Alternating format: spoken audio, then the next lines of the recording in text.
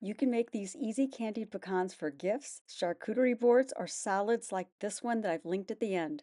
You just need 1 cup of pecan halves, 1/4 cup of brown sugar, 2 tablespoons of butter, 1/2 teaspoon of vanilla, 1/2 teaspoon of cinnamon, 1 tablespoon of water, and 1/4 teaspoon of salt.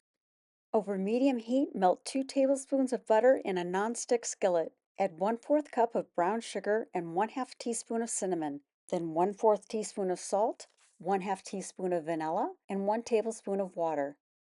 And stir quickly. The vanilla balances the sweetness so they're not too sweet, and the cinnamon adds a depth of warm flavor as well. When slightly thickened, add 1 cup of pecans and coat well.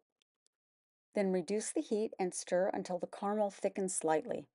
Pour onto parchment paper or a silicone pat. Spread out and let them cool.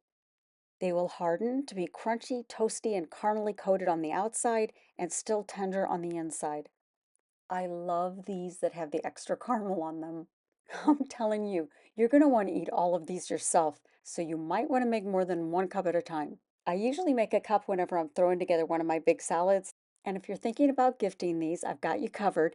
You can print out these cute little labels for the jar lids right from my website, yougottamakethis.net. I'm telling you, these are honestly so awesome. Please give me a thumbs up, subscribe, and you gotta make this. Whether it's 5-star food or 5-minute fun, you'll only see tested, reliable recipes here, so don't miss the next one. And you can find all of the written recipes on yougottamakethis.net.